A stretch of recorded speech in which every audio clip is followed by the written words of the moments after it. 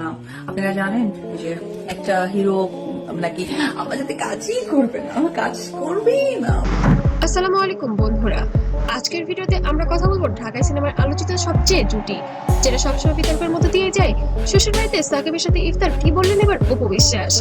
সাকিব খান এবং অপু বিশ্বাসকে নিয়ে শ্বশুরবাড়িতে একসাথে ইফতার। হ্যাঁ, ও বিশ্বাস থাকলে কাজ করবো না। পরে উনি আবার ফোন করে আমাকে বলতেছিল, আমি জাস্ট অবাক এই নিউজগুলো কে করে।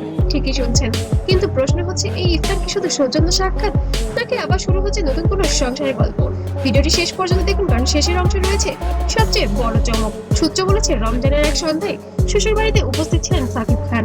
পরিবারের সদস্যদের সাথে একসাথে ইফতার করেন তিনি। সোশ্যাল মিডিয়ায় কয়েকটা ছবি ও ভিডিও ক্লিপ ছড়িয়ে পড়তে শুরু হয় তোলপাড়। নেটিজেনদের প্রশ্ন, তাহলে কি সব ভুল বোঝাবুঝির অবসান? অনেকে আবার বলছেন সন্তানের ভবিষ্যতের কথা ভেবেই কি আবার কাছাকাছি আসছেন তারা।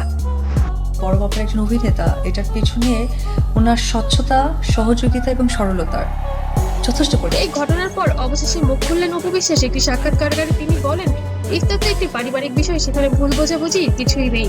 আমরা সন্তানের বাবা মা, সেই জায়গা থেকে সম্মান বজায় রেখেই সবকিছু করা হয়েছে। তার এই বক্তব্য নতুন করে জল্পনা শুরু করেছে। তিনি আরো ইঙ্গিত দেন, ব্যক্তিগত বিষয় নিয়ে আমি বেশি কথা বলতে চাই না, তবে আমরা কেউ কারো শত্রু নই। এই একটি লাইন যেন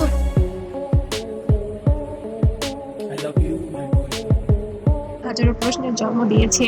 নেটিজেনদের প্রতিক্রিয়া যেন এবার ইতিবাচক নেতিবাচক দুরকমই আছে।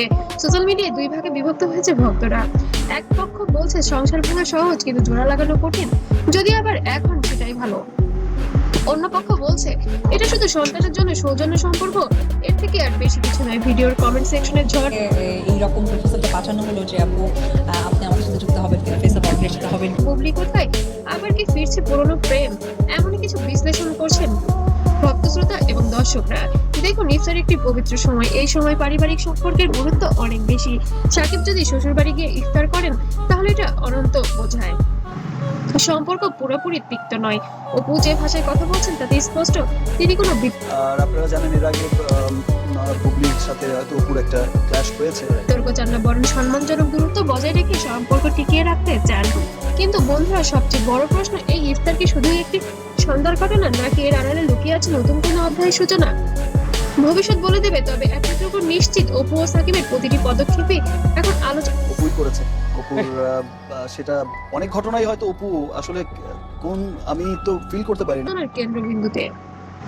আপনার কি মনে হয়, এটা কি শুধুই সৌজন্য, নাকি সত্যি ফিরছে পুরনো সম্পর্কে? কমেন্টে আপনার মতামত জানান। ভিডিওটি ভালো লাগলে লাইক, শেয়ার ও সাবস্ক্রাইব করতে যেন ভুলবেন না। আর নতুন নতুন আপডেট পেতে অবশ্যই পাশে থাকবেন। ধন্যবাদ।